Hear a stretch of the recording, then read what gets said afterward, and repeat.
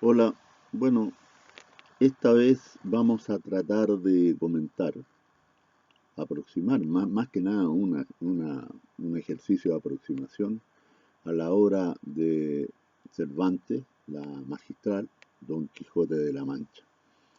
Bueno, hay muchas, mire, Don Quijote de la Mancha es el libro más editado y publicado en el mundo, después de la Biblia. Hay varias versiones. Bueno, al principio está la versión esta que es muy bonita porque están las obras completas de las ediciones Aguilar, donde está Don Quijote, pero yo creo que la que más le conviene a los estudiantes en general, al público en general, a los lectores como nosotros, que no somos tan ilustrados, es esta versión de Don Quijote de la Mancha que hizo la, la academia, digamos la Asociación de Academias de la Lengua Española. Esta es una edición magistral, extraordinaria.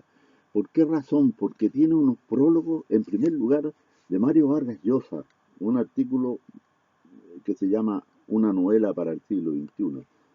Es, es- mire, es muy importante que los estudiantes lean esto porque Mario Vargas Llosa lo explica de una manera sencilla, bueno, como un premio Nobel, digamos, porque hace un análisis muy importante, digamos, muy paradigmático, muy didáctico. Eh, Él compara, digamos, él afirma que la novela es la novela moderna. Efectivamente, ahí analiza por qué es la novela moderna. Después viene otro artículo que es muy importante, que es de Martín de Riquer, que es Cervantes y el Quijote. También, porque se refiere fundamentalmente a unas opiniones que tiene él sobre el cautivo, que es una, una historia dentro de la novela de Cervantes. Y finalmente hay otros artículos también muy importantes que vale la pena, digamos, mencionarlo, como por ejemplo el caso del cautivo en realidad está en el artículo de Francisco Ayala, La invención del Quijote, donde trata más pormenorizadamente, digamos, el tema del cautivo. El cautivo, les recuerdo, es una historia que cuenta Cervantes dentro del Quijote y que está en otra época. Ahora, para empezar, digamos, esto, yo quiero, mire, encontré este artículo en la revista de libros, que era una revista que se editaba en este tamaño, digamos, no sé si lo alcanzan a ver, que llegaba a dar gusto coleccionarla. En ese tiempo no podía hacerlo, no podía coleccionarlo digitalmente como hoy día, digamos, los artículos.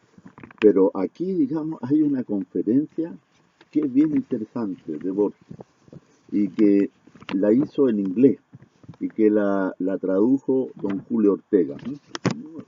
Bueno, aquí él empieza algo que quiero señalarle porque reseñar, resumir el Quijote no es fácil. Es una obra de 900 y tanto, casi 1000 páginas.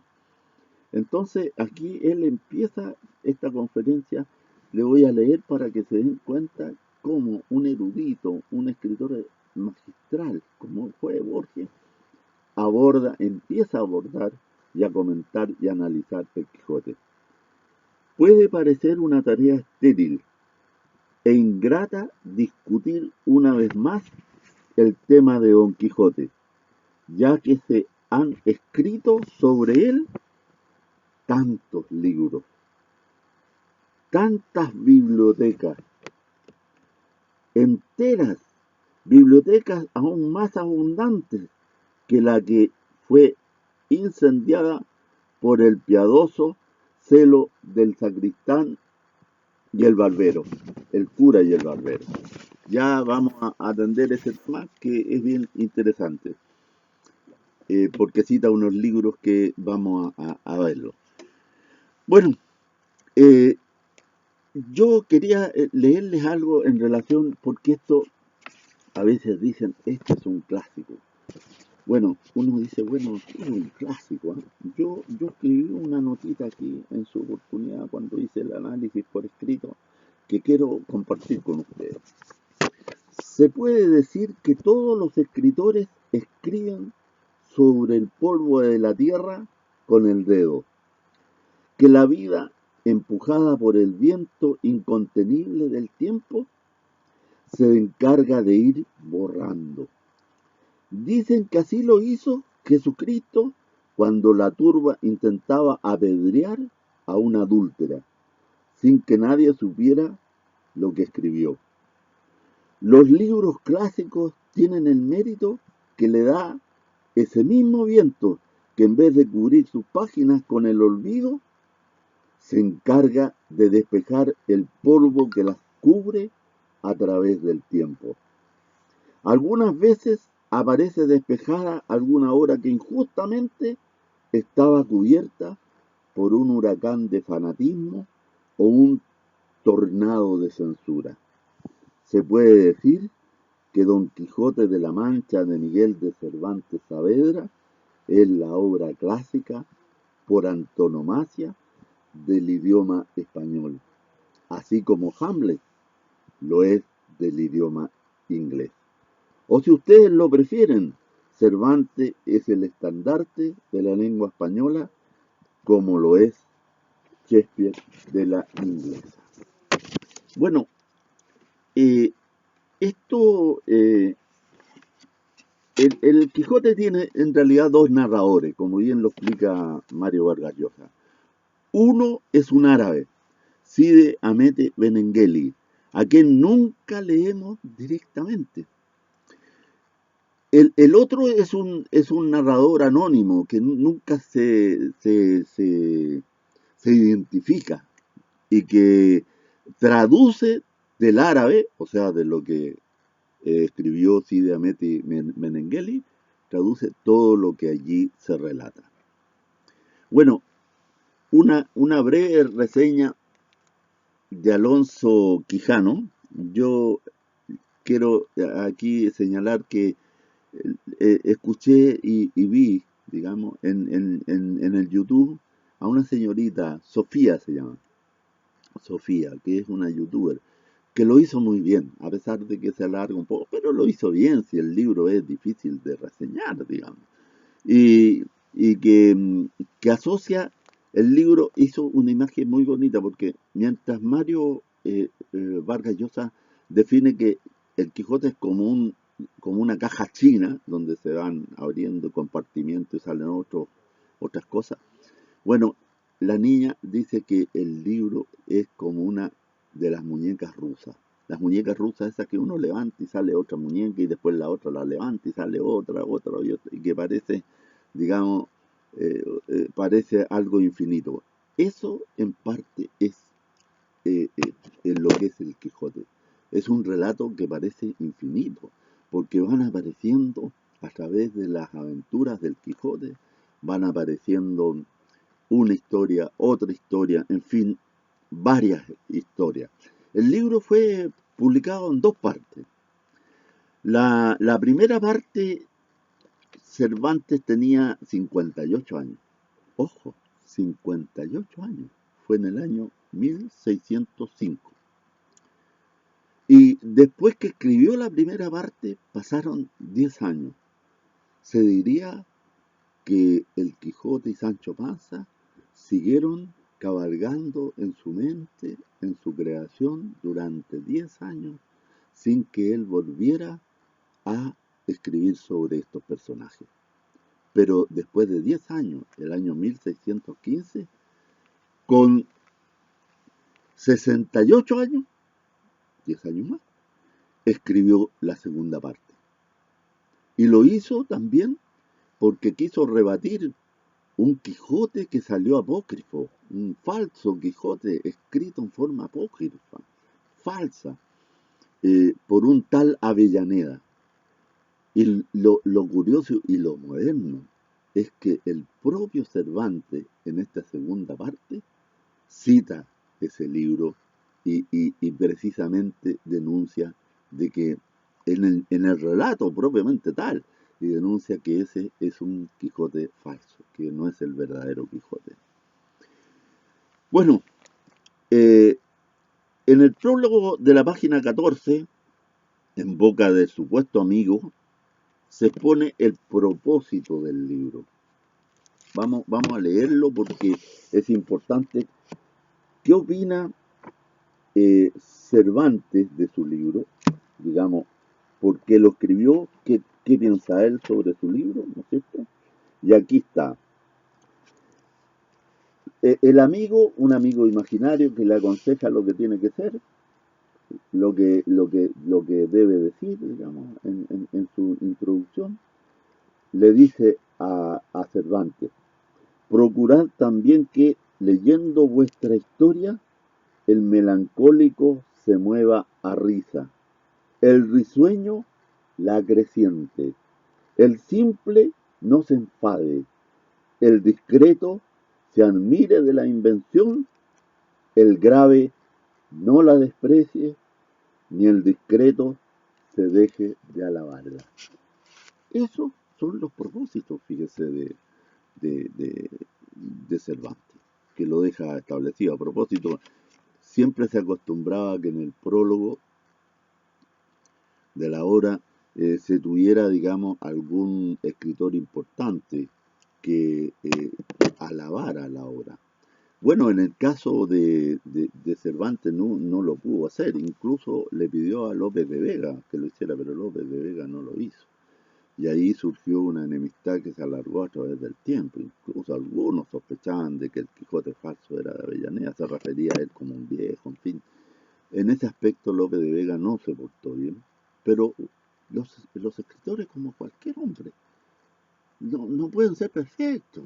Nadie puede decir, oiga, mire, aquí estoy yo inmaculado. No, nadie, absolutamente nadie. Bueno, el tema es que eh, digamos, vamos a hablar un poco sobre Sancho y el Quijote. Ustedes saben, don Alonso Quijano, que era el aldeano que vivía en La Mancha, eh, de tanto leer libros de caballería, se trastorna y cree y sale por el mundo y le pide a Sancho que lo acompañe como su escudero. Y aquí hay una cosa maravillosa, mágica, diría yo. Cómo Sancho, teniendo conciencia de que Don Quijote tiene un trastorno, eh, lo acompaña fielmente, aunque él le ofrece una ínsula que va a gobernar, etcétera, etcétera, pero él entiende que Don Quijote no está en sus cabales y sin embargo su fidelidad es absoluta hasta el final. Y después de Alonso Quijano se transforma en Don Quijote. Finalmente, cuando muere, vuelve a ser Alonso Quijano, y a través del desarrollo de la historia, lo maravilloso es que ambos personajes se van mimetizando, se van juntando, ya no hay esa gran diferencia que en un principio, digamos, se podía establecer. Una diferencia que yo he graficado así: mientras Don Quijote era sueño, Sancho era vigilia. Mientras Don Quijote era el ideal,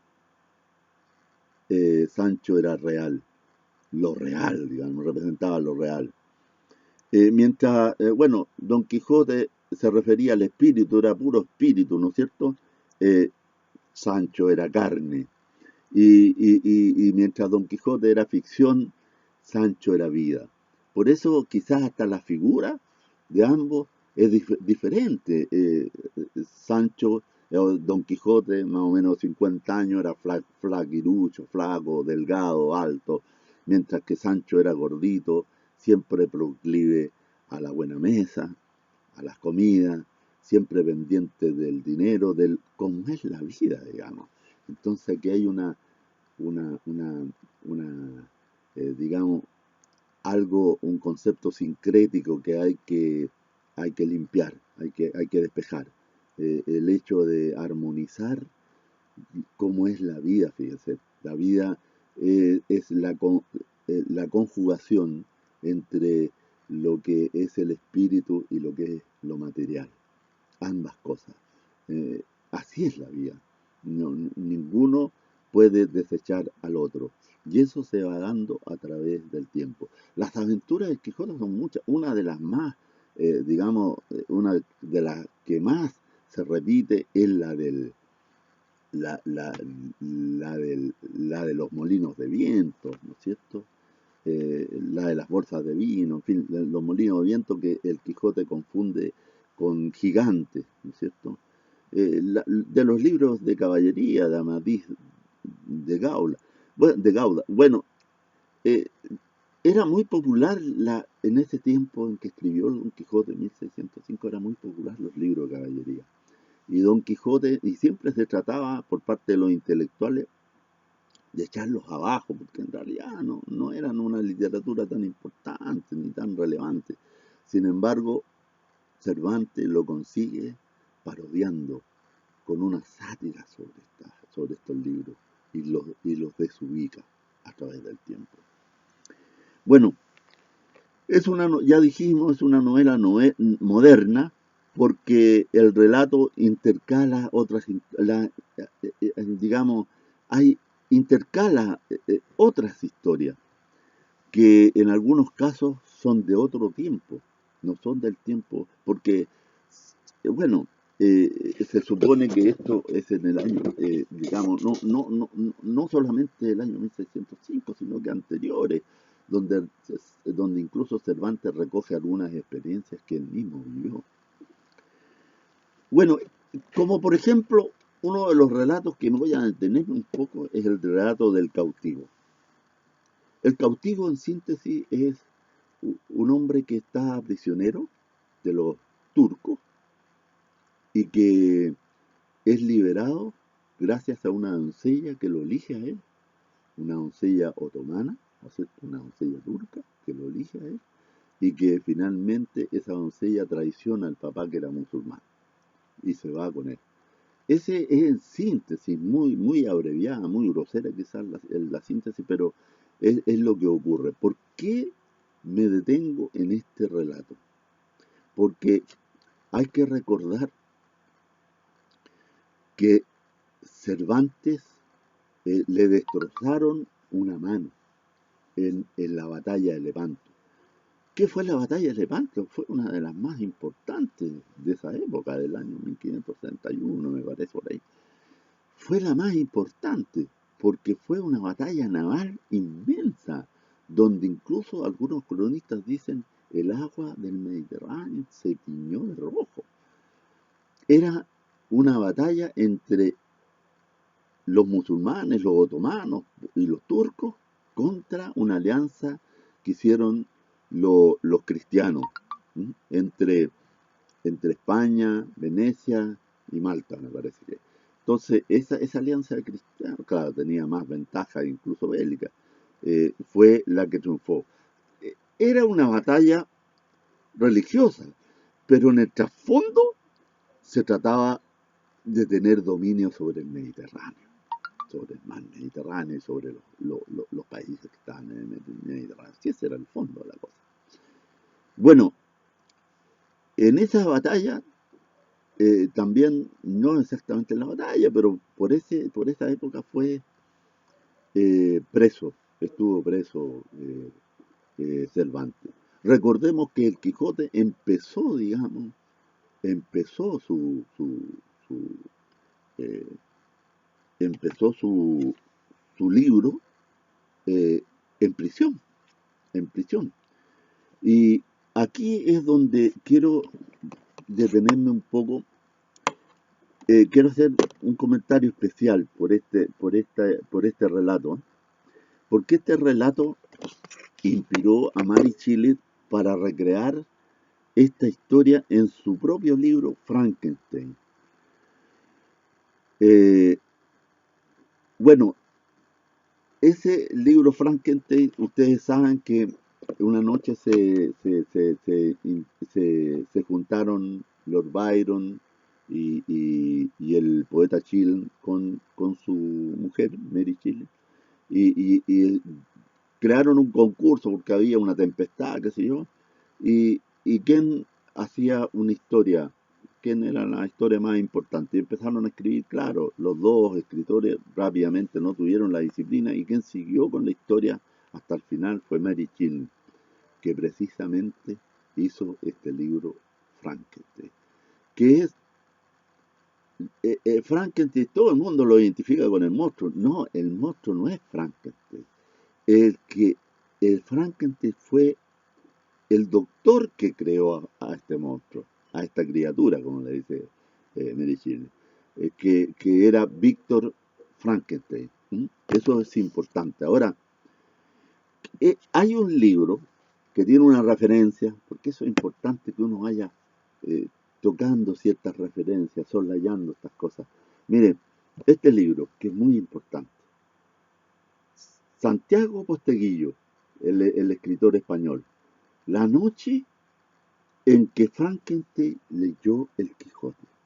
¿Por qué? Mire, en este libro primero, eh, eh, Santiago Posteguillo habla de la prisión, y donde creó, relata, digamos, donde creó Cervantes El Quijote. Pero tiene otro relato que es muy bonito, que se llama La noche en que Frankenstein leyó El Quijote. Y aquí, y aquí fíjese que eh, el, él relata que Mary Shelley era muy dotada, digamos, porque dominaba varios idiomas. No solo el inglés, dice, sino el francés, el italiano, el portugués y hasta español. Porque esto, cuando lo que pasa es que el poeta Chile le estaba leyendo en inglés el Quijote y la esposa, me dice, se interesó.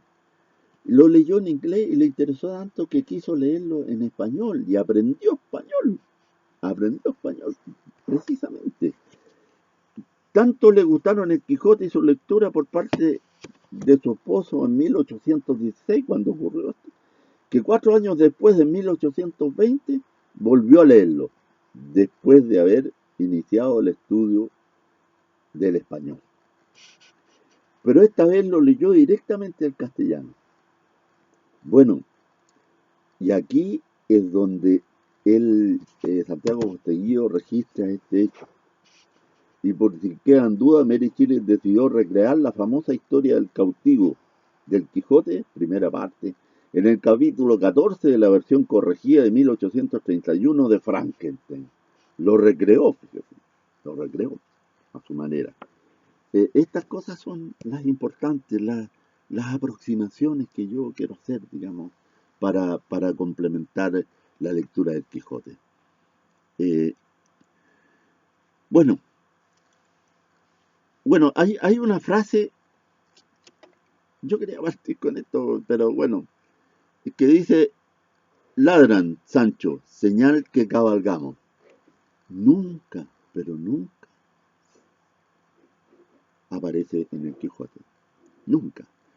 Y el otro día escuchaba por video cómo un diputado, con una postura casi oracular, decía que había leído a Miguel de Cervantes Saavedra y que decía esta frase. Esta frase no aparece en el Quijote. Ya hay abundante antecedentes en internet para que ustedes lo puedan revisar. Los eruditos, los entendidos, hacen atingencia o digamos hacen referencia a dos cosas. Primero, por ahí Goethe tiene una poesía, eh, Ladran se llama, que hace una referencia que no es exactamente esta. Y la otra es de Rubén Darío. Rubén Darío dijo esta frase, pero no se sabe por qué intercala la palabra Sancho. En algunos estudiosos no tienen certeza de eso. Mi opinión muy personal, muy modesta, por cierto. Yo creo que Rubén Darío quiso dar a entender de que la figura del Quijote y Sancho eran tan importantes que valía la pena inventar esta frase para dar a entender todo el inmenso significado que tiene el avanzar aún a pesar de todas las críticas y el inmenso significado que tiene el libro. Yo creo que esa fue la intención que tuvo él. Pero bueno, ese es otro tema. Hay en el libro ciertos datos muy interesantes. Esto es importante, fíjese, esto es importante. Porque el libro tiene estas cosas que para mí son espectaculares. Hay una parte, por ejemplo, en la página 986 de esta versión, en la página 986 y 987, que se las voy a leer, porque 986 y 987, porque se refiere a Pablo. Pablo, ustedes saben, San Pablo, a propósito que mañana estamos a San Pedro y San Pablo. Bueno, es importante que recordar que San Pedro fue muy hermético. San Pedro, digamos, nunca, no, ¿a quién se le debe la popularidad de la Iglesia Católica? En realidad es a San Pablo. Pablo fue quien divulgó y que se opuso a que esta religión fuera hermética, porque eran los puros judíos, que se era un grupo casi privilegiado, una élite la que pertenecía a la Iglesia Católica. Y Pablo fue el que dijo que esto había que divulgarlo universalmente. Así que la parte ecuménica, digamos, la parte universal de esta religión, la religión católica, se la deben fundamentalmente a Pablo y no a Pedro, ¿no? Pues lo criticó Pablo incluso. Eso es histórico. Ahora, ¿qué pasó con Pablo? Pablo era el peor enemigo de los cristianos. Los combatía, qué sé yo, pero él relata que en una oportunidad se cayó, qué sé yo, le apareció Cristo, qué sé yo, fue una cosa divina y ahí se transformó en un cristiano. Y aquí en la página 986 empieza él diciendo lo siguiente: luego descubrieron otro lienzo y pareció que encubría la caída de San Pablo del caballo abajo, con todas las circunstancias que en el retablo de su conversión suelen pintarse. Cuando le vido tan al vivo que dijeran que Cristo le hablaba, y Pablo respondía, cuando yo les relato eso de que le apareció Cristo poco menos. Este, dijo Don Quijote, fue el mayor enemigo que tuvo la Iglesia de Dios, nuestro Señor, en su tiempo, y el mayor defensor suyo que tendrá jamás.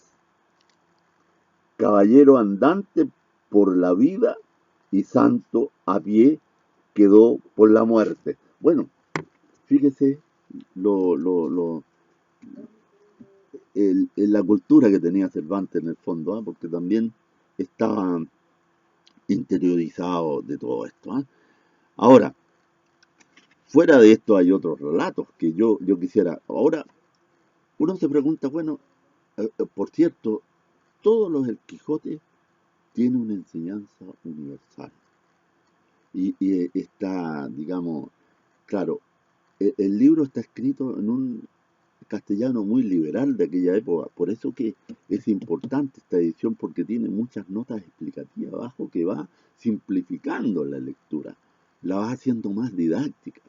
Y resulta que eh, además de ser una tremenda enseñanza para el mundo, digamos, porque el Quijote sale a implementar justicia, curiosamente, estando trastornado, digamos, y es muy asertivo en todo lo que hace, porque va implementando de alguna manera, va criticando los hechos que en esa época habían y que hasta hoy día existen, que en la realidad son injustas, hay una inequidad muy grande. Entonces, bueno, pero ahora preguntémonos, ¿y nosotros los chilenos, qué pasa con los chilenos en el Quijote?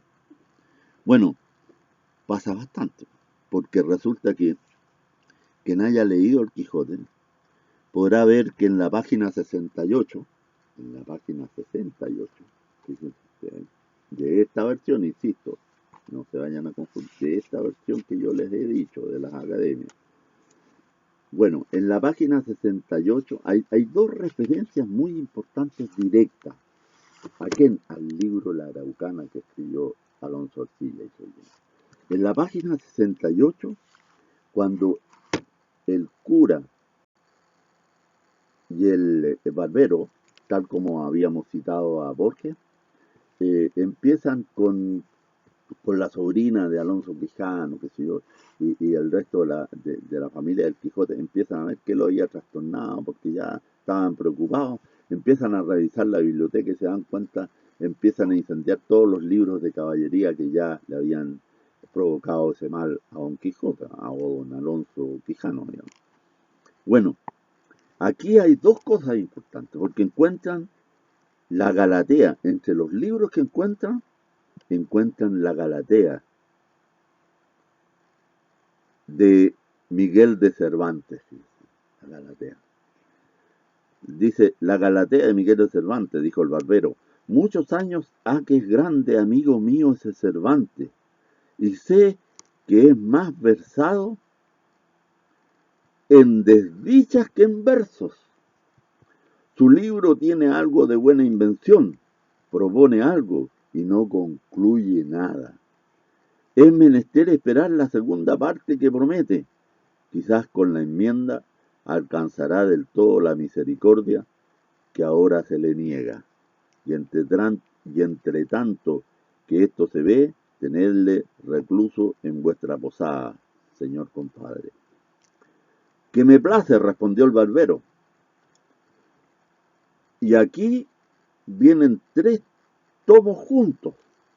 La Araucana de Alonso Ercilla, la Austríada de Juan Rulfo, Jurado de Córdoba, y el Monserrato de Cristóbal de Virrué, poeta valenciano. Todos esos tres libros, dijo el cura, son los mejores que en verso heroico, en lengua castellana, están escritos y pueden competir con los más famosos de Italia. Guárdese como las más ricas prendas de poesía que tiene España. Por eso que es un libro moderno, porque cita, digamos, Cervantes en su ficción, cita a Cervantes, digamos, en una de sus obras, y que en realidad habla de sus desdichas, porque en realidad Cervantes fue lamentablemente muy desdichado, en todo sentido, en su vida, qué sé yo, hasta su familia fue, digamos, desprestigiada. Al final, digamos, murió en la miseria, murió en la miseria, vendió los derechos de la segunda parte del editor en una porquería de plata, imagínense. Bueno, después hay otra referencia y cita unos versos, fíjese, de la Araucana, unos versos que yo recuerdo haberlos, digamos, escrito. Resulta que aquí está. Es increíble eso, pero en el capítulo 14 se cita un verso de la Araucana de Alonso Ercilla. Aquí está el verso. Y tanto el vencedor más honrado, cuanto más el vencido es reputado. Bueno, aparte de esto, hay muchos refranes que también han sido famosos, porque estos refranes dichos a través de Sancho son muchos. Algunos refranes, ¿veis? No haber hallado nido donde pensó hallar pájaro, por dar a entender que solo salió al revés de como se esperaba. Dios que da la llaga, da la medicina. Por ventura habrá quien se alabe que tiene echado un clavo a la rodaja de la fortuna, para dar a entender que nadie se puede pavonear de haber parado la rueda de la fortuna. Entre el sí y el no de la mujer no me atrevería yo a poner una punta de alfiler, porque no cabría. Que el que lee mucho y anda mucho, ve mucho y sabe mucho. Y así sucesivamente se puede encontrar. Fue muy alabado esa parte al principio, porque fue como un manual de puros, digamos, refranes, de muchos refranes. Bueno, siempre se cita el caso cuando combate contra los vientos, ¿ah? Para entender lo inútil que resulta luchar contra algunas cosas. Hay otros pasajes muy cómicos, como aquel en que Sancho no pudo contener hacerse defecar en sus pantalones y Don Quijote debe soportar sus malos olores. Eso fue muy divertido, muy cómico. También hay reflexiones de Don Quijote que nos sorprenden por venir de un divino loco, como esta: los hijos, Señor, son pedazos de entrañas de sus padres, y así se han de querer, o buenos o malos que sean, como se quieren las almas que nos dan vida. A los padres toca el encaminarlos desde pequeños por los pasos de la virtud, de la buena crianza y de las buenas y cristianas costumbres, para que cuando grandes sean báculo de la vejez de sus padres y gloria de su posteridad. Bueno, eh, mire, en su libro Patente de Corso, Arturo Pérez Reverte, otro gran escritor, da a entender lo ingrato que fueron con Cervantes. Esa es la verdad de las cosas, los propios españoles. A veces parece increíble que Miguel de Cervantes esté enterrado detrás de una siniestra y anónima pared de ladrillo en un convento olvidado de Madrid, con una placa de mala muerte apenas visible en un callejón oscuro. Ese fue el testimonio que dio Arturo Pérez. Bueno, eh, siguiendo con los comentarios finales, porque ya es bueno también empezar a leer algunas cosas. Por ejemplo, el comentario de Lautaro Yancas, ¿eh? El escritor chileno, un escritor chileno que tiene precisamente un artículo en la revista Atenea de muchos años que yo colecciono, qué sé yo, si yo soy medio cachurero en ese aspecto. Eh, Esta revista de Atenea de muchos años, allí encontré encontré esta opinión que me pareció eh, procedente leerlo. Muchos hombres de la América criolla hemos crecido y madurado prendidos al verbo del Quijote, abrevando en su ideal retozona, en su genio bizarro, en su simbología excitante y embriagadora, como aquel vino trasegado de los cueros de las jarras de los mesones del Toboso. Bonito, ¿eh? Bonito, eso es verdad. Muy bonito. Y veamos otra lectura, digamos, que de Ignacio Valente, el poeta chileno Ignacio Valente, Crítica escogida. Digamos. Aquí, digamos, el 21 de marzo de 1976 escribió este artículo. Eh, Aquí yo quiero, digamos, compartir con ustedes esto, porque a mí me pasó que yo leí muy joven el Quijote. Después repasé algunas cosas y finalmente lo volví a leer en esta edición, porque me pareció tan, digamos, tan accesible, tan bonita, en esta edición que entre paréntesis, esta edición de las Academias de la Lengua fue actualmente reeditada por Alfaguara y la pueden encontrar precisamente en Busca Libre. Y yo se las recomiendo. ¿Sí? Y incluso se encuentra en el mercado libre también. Eh, Aquí dice el mismo poeta: he saboreado con calma durante el verano una relectura del ingenioso hidalgo Don Quijote de la Mancha, con ocasión de la primera edición chilena completa a cargo de la editorial universitaria.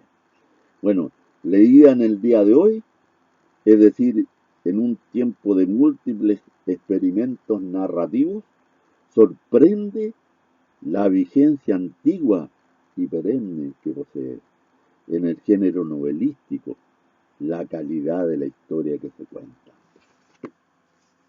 Algo más, el, el famoso escritor, diría yo, y también erudito, Pierre Giacome, en este libro que yo también recomiendo, búsquenlo de alguna manera, tiene que estar en los libros usados. Un viaje por mi biblioteca, sugerencias para un lector, Pierre Giacome, gran erudito. Se le ha hecho poco homenaje a Giacome. Él merecía mucho más. El único que habla bien y que es, bueno, Francisco Moat, el escritor Francisco Moat, siempre lo recuerdo. Este es un erudito fantástico, extraordinario. Tiene este libro que se los recomiendo porque habla de todos los libros que él leyó, que fueron muchos. Y él dice justamente aquí que eh, todos tenemos, todos tenemos una zona, dice, tenemos una zona delirante que más o menos logramos sujetar para desenvolvernos en el zoológico que denominamos sociedad. Y él aquí, al final, eh, el Quijote permite infinitas lecturas, dice. Carlos Fuente analiza el libro con gran agudeza en El espejo enterrado. Yo no lo he leído, pero tengo que leerlo, lo voy a buscar por ahí. La última intervención del Quijote y la más cómica es de Cuño de Borges. Pierre Menard, autor del Quijote, en sus obras completas. Pierre Menard, autor del Quijote, fíjate. Pierre Menard, autor del Quijote. Yo creo que la tengo en sus obras completas aquí. Sí, aquí lo tengo. No exactamente las obras completas las debo tener, pero aquí tengo una obra escogida que fue muy barata, que también fue editada por la Academia de la Lengua Castellana. Y aquí está, Pierre Menard, autor del Quijote. Esto es una cosa divertida, digamos, que uno se ríe con esto porque es para la risa, como escribe esas ficciones que elabora Borges, que son maravillosas. Y esto, digamos, me acordé mucho de esto porque él cita que esto se escribió en Nimes, la ciudad de Nimes, Francia, el año 1939. Y esto me trajo, digamos, más diversión porque he viajado muy poco y una de las pocas ciudades que he conocido es Nimes, porque ahí me invitó mi cuñado René Carmona y su esposa Nadine gentilmente me invitaron y tuve la oportunidad de conocer esa ciudad tan bonita, tan maravillosa, que tiene la Maison Carré, que tiene las arenas donde los romanos, en fin, donde hacían su circo romano, qué sé yo, y que después se usó en la corrida de toros. Y además del Pont du Gard, que es un puente donde se corría el agua hidráulico, eso es una ciudad muy hermosa, digamos. Yo quedé maravillado, por cierto, porque he viajado poco, a lo mejor hay otras cosas mejores, pero bueno.